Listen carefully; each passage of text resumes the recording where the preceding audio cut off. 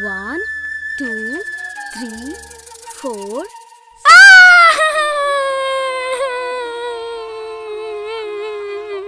अरे पापा, मुझे सांप ने काट लिया, मुझे सांप ने काट लिया, मुझे सांप ने काट लिया।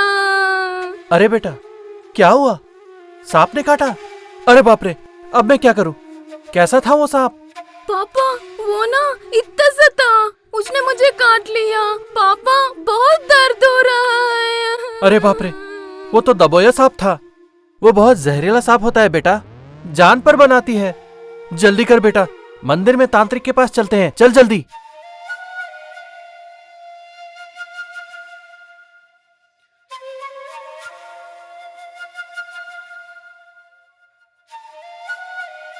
क्या हुआ?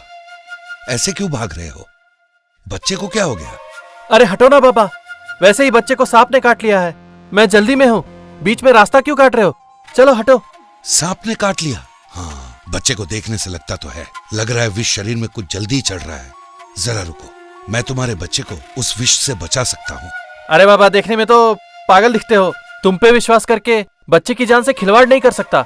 हटो ना बाबा, अगर वो मंदिर का तांत्रिक कहीं निकल गया तो मेरे बच्चे की जान तो जाएगी बाबा। मंदिर तक जाने का समय नहीं है। बच्चे के शरीर में विष फैल रही है। तुरंत इलाज ना करें तो पहुंचते पहुंचते वो मर जाएगा। मेरी बात मानो। सच बोलो बाबा, तुम्हें सांप के कांटे का इलाज आता है? अच्छा देखो, अगर इसका विष उतर गया और मेरे बेटे की जान बच गई तो ठीक है, वरना बाबा मैं अपने हाथों से तुम्हारी जान ले लूंगा। बाबा, ये मेरा इकलौता बच्चा है। ठीक है, जो चाहो बाद में कर लेना, पहले तुम बच्चे को उतारो।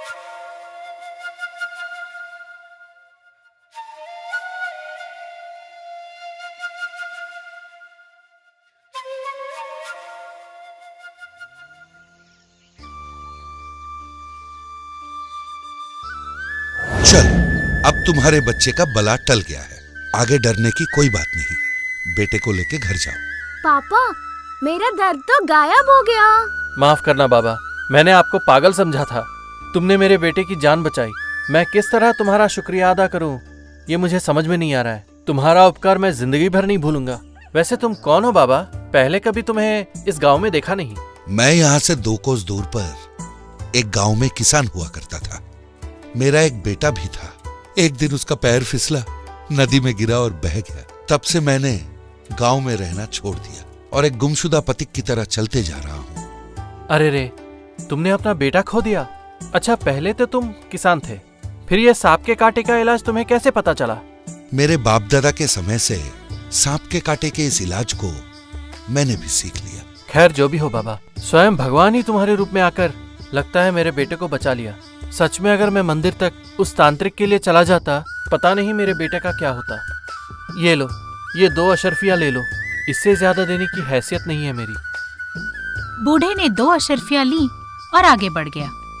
कुछ दूर जाने के बाद एक फलों की दुकान पर आ पहुंचा। बेटा, एक केला दोगे बेटा? जोर की भूख लगी है। ये लो, थोड़ी दूर जाके बैठ के खाना, इधर मत आना। ये लो बेटा पैसे, 1 अशर्फी ले लो। अच्छा, देने के लिए पैसे भी हैं तुम्हारे पास? तुम्हारी हालत देखकर तुमसे पैसे लूंगा तो मेरी इज्जत जाएगी। तुम्हारे पैसे रखो तुम्हारे पास। निकलो यहाँ से, दूर जाके बैठो, नजदीक मत आना। पैसे लेने से मना क्यों कर रहे हो बेटा? वैसे तुम्हारा नाम क्या है? मेरे नाम से तुम्हें क्या करना? मेरा दिमाग चाटना बंद करो, जाओ यहाँ से। वैसे भी धंधा मेरा मंदा पड़ा है और बीच में तुम्हारी खिचखिच। तुम्हारी शक्ल देख के दुकान पे आने वाला भी भाग जाएगा। मुंह उठा के आ जाते हैं। इस तरह से रामू पे गुस्सा कर रहा था वो दुकानदार। ओ भैया, 1 दर्जन का कितना लोगे? 3 अशर्फिया, मीठे हैं, एकदम ताजे भी हैं। ले लीजिए बहन जी। कुछ ज्यादा ही दाम लगा रहे हो। 2 अशर्फिया देती हूँ, देना हो तो दो, वरना रख लो। ठीक है, जो आप बोले बहन जी। लगता है और कोई आएगा नहीं। चलो खाना खाने घर चलते हैं। बेटा ये लो, ये 2 अशर्फियाँ ले लो और मुझे भी केले दे दो। फिर से आ गए? पैसे हैं तुम्हारे पास? ठीक है, ये केले लो और घर जाओ। मेरा घर बार तो है नहीं बेटा, यहीं आसपास कहीं रह लूंगा। तुम घर जा रहे थे ना, जाओ बेटा, मैं ये केले खा लूंगा और मेरा पेट भर जाएगा। वैसे तुमने अपना नाम नहीं बताया। बाबा, आप मेरे बारे में सोचना बंद करो और अपने काम से काम रखो। फिर रामू को केले बेचने के बाद वो अपने घर चला गया। रामू ने केले वहीं खा लिए और एक मंदिर के आंगन में रात को सोने के लिए चला गया। उस रात को अरे ये क्या, ये भिखारी तो नया नया दिख रहा है। लगता है इसका घर बार है नहीं, आके मंदिर में सो गया। अरे दुकान पे भी यही दिख रहा है और घर के सामने भी यही दिख रहा है। उसकी शक्ल देख के ही माथा खराब हो रहा है। वैसे भी उसके बारे में क्यों सोच रहा हूँ, मैं चल के सोता हूँ। अगले दिन रामू हर रोज की तरह अपने दुकान पर केले बेच रहा था। बेटा, बहुत भूख लग रही है, 2 ठो केले दोगे? पैसे दो और फल ले जाओ, जितने चाहिए उतने उठा लो। मेरे पास पैसे तो नहीं है बेटे, पर भूख बहुत जोर की लगी है। अरे कल तो बड़े पैसे दिखा रहे थे, आज खिस्सा खाली। ठीक है, ये 2 केले लो और फुटो। इस तरफ मत आना, तुम्हारी शक्ल से मुझे गुस्सा आ रहा है। फिर शाम तक केले बेचकर दामू अपने घर चला गया। हर रोज सुबह दामू के दुकान खोलते ही रामू पहुंच जाता था और 2 केले मांगता था। रामू का दुकान पर आना दामू को बिल्कुल पसंद नहीं था। इस बुढ़ऊ से छुटकारा कैसे पाया जाए? उसके शक्ल से ही मुझे गुस्सा आता है। कोई तो उपाय निकालकर इसे यहाँ से भगाना पड़ेगा। ए रामू, इधर आ तो। मैं जरा घर तक जा रहा हूँ, चाय पी के आता हूँ। तब तक तू मेरा दुकान संभाल। कोई ग्राहक आ जाए तो जरा नजर रखना। हाँ, तुम चिंता मत करो, मैं दुकान देख लूंगा, तुम जाओ। अरे बाबा, आप यहाँ? आपने मुझे पहचाना नहीं? याद है आपने मेरे बेटे को सांप के कांटे से बचाया था? याद आया? हाँ हाँ, आपको कैसे भूल सकता हूँ। कैसा है आपका बेटा अभी? सेहत ठीक है ना उसकी? आपके दवा देने के बाद सेहतमंद हो गया है।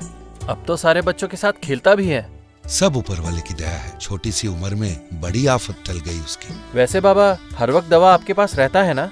हर वक्त इसी झोले में रखता हूँ। किसी पर अगर सांप की वजह से आफत टूट पड़े, मैं इन्हीं जड़ी बूटियों की मदद से उन्हें बचा लेता हूँ और खुद को भी बचा लेता हूँ। अच्छी बात है। वैसे बाबा, आप यहाँ क्या कर रहे हो?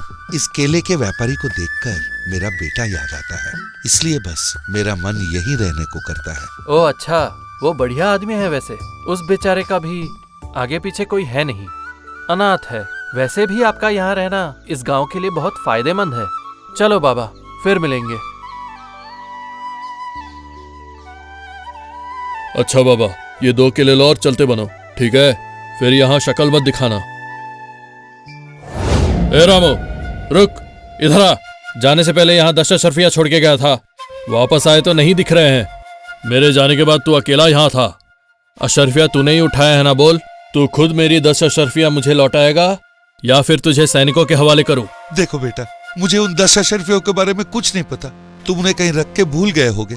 एक बार ठीक से देख लो ना बेटा, मैंने अपनी जिंदगी में चोरी नहीं की बेटा। तू सोचता है कब मैं यहाँ से हटूं और तू मेरे केले चोरी कर ले। अब तुझे मौका मिल गया और तूने मेरे पैसे ही हटा लिए। मैं तुझे नहीं छोड़ूंगा, अब तू देख। मैंने कभी तुम्हारे केले चुराने का नहीं सोचा। तुमने दिया तो खाया, नहीं तो चला गया। पर मैंने जिंदगी में कभी चोरी नहीं की बेटा। तुमसे कोई गलती हो रही है, जरा ठीक से याद करके देखो बेटा, तुमने वो पैसे कहाँ रखे थे? अरे हर चोर एक ही राग आलापता है, मुझे मालूम है। तुझे तो मैं सैनिकों के हवाले कर दूं, पर मन नहीं मानता। फिर मुझे अपनी शक्ल मत दिखाना, तू भाग अब। फिर हताश होकर रामू उस दिन के बाद से दामू की दुकान पर नहीं आया। लेकिन हर रोज रात को दामू के घर के सामने ही थोड़ी दूर पर मंदिर के आंगन में आकर सो जाता था। इस तरह सिलसिला चलने लगा। फिर अरे आज तो लगता है बड़ा तूफान आने वाला है। बाप रे, बिजली भी कड़क रही है। ऐसी हालत में कौन खरीदार आएगा? निकलता हूँ घर की तरफ। कहकर अपने फलों की टोकरी से सर को ढक के दुकान से अपने घर की तरफ निकल पड़ा। मूसलाधार बारिश हो रहा था। उसके घर तक पहुँचते पहुँचते अंधेरा छा गया।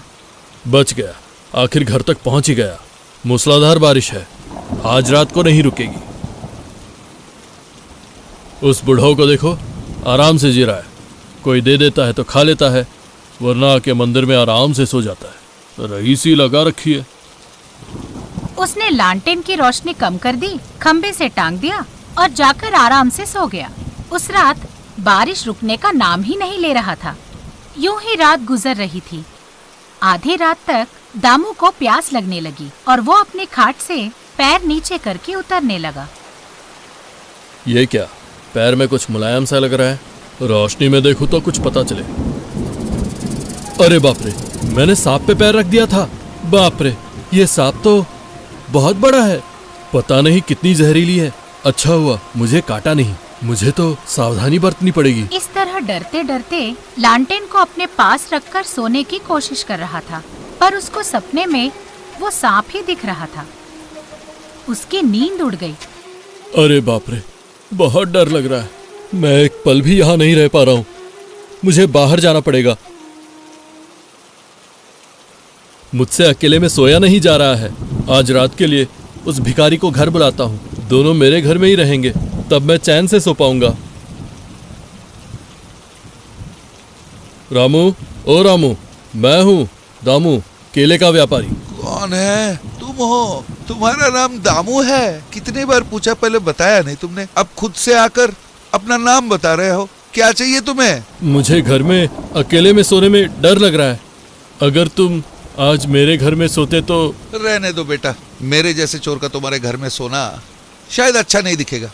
तुम जाके सो जाओ। अरे ऐसा मत बोलो, मैं तो उस बात को कब का भूल गया। इतनी बारिश में अकेले यहाँ कैसे सोओगे? मेरे साथ घर चलो, दोनों घर में सोएंगे। तुम्हें अपने घर बुलाने से मुझे कोई परेशानी नहीं होगी।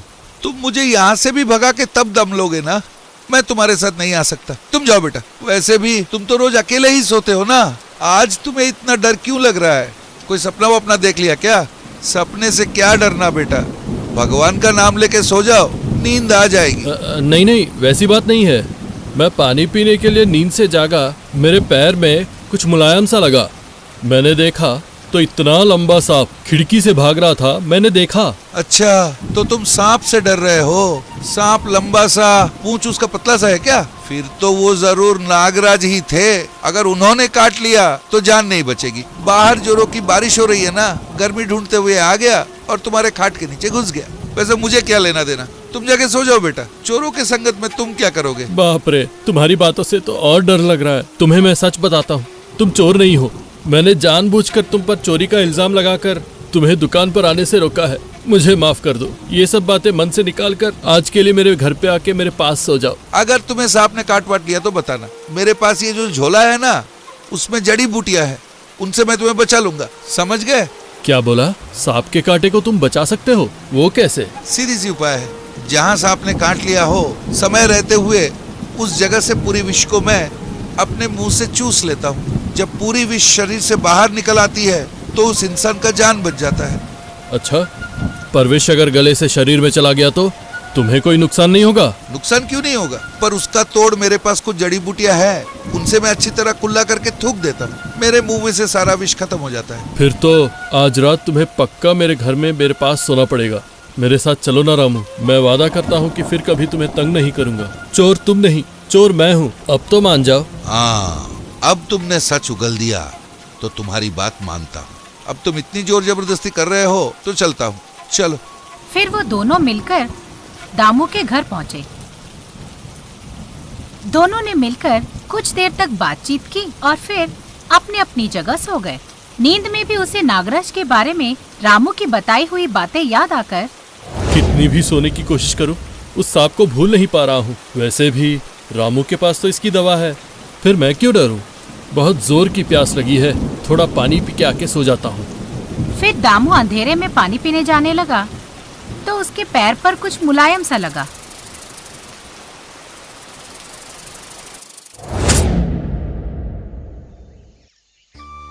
मुझे क्या हुआ? आप लोग मेरे इर्द गिर्द क्यों खड़े हैं? मेरे पैर में ये पट्टी कैसी? तुम्हें ना रात को सांप ने काटा था। तुम्हें उस बुढ़ाऊ रामू ने उसके विष से बचाया था। अब तुम्हारी जिंदगी खतरे से बाहर है। अच्छा, पर अब रामू है कहाँ? मैंने बहुत बेइज्जती की पर मेरी जान बचा ली। कहाँ गया वो? जहाँ सांप ने तुम्हें काटा वहाँ से उसने अपने मुंह से विष निकाली और थूक दी। पर जब उसने अपनी जड़ी बूटी निकालकर उससे कुल्ला करना चाहा तो देखा कि जो झोला उसके साथ हर वक्त रहता था वो उसे मंदिर में भूल गया और रात तुम्हारे घर में गुजारा। जड़ी बूटी के लिए मंदिर तक पहुँचने से पहले ही उसके शरीर में शायद विष चढ़ गया और सर चकराकर गिर गया। अरे रे, तो क्या रामू मर गया? मेरी जान बचाने के लिए अपनी जान को दांव पे लगाया? नहीं, उस वक्त मैं वहाँ से गुजर रहा था। उसकी हालत देखते ही मुझे ना सारी बात समझ में आ गई। उसने मेरे बेटे को इसी तरह सांप के कांटे से बचाया था। उस वक्त उसने कुछ जड़ी बूटियां मुंह में डाली और कुल्ला करके थूक दिया था।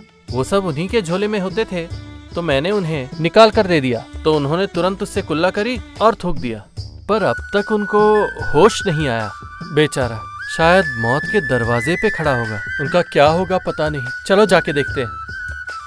फिर गांव वाले मिलकर उस मंदिर तक पहुँचे। थोड़ी देर बाद जब विष का प्रभाव कम हुआ तो रामू ने आंखें खोली। अरे रे रामू, तुम्हारी शक्ल देख के मैंने तुम्हारी बहुत बेइज्जती की। मुझे माफ कर देना। आज अगर तुम साथ ना होते तो शायद मेरी जान नहीं बचती। तुम्हारे जान के बारे में सोचे बिना ही मेरी जान बचा ली। चलो दोनों साथ मिलके रहते हैं। मेरा भी तो कोई है नहीं। मैं तुम्हारी एक पिता की तरह देखभाल करूंगा। फिर मुझे छोड़ के मत जाना, समझ गए? उसकी समझ में आ गया किसी की सूरत से उसकी सीरत नहीं नापी जाती। उस दिन से दामू ने रामू की देखभाल अपने पिता की तरह की।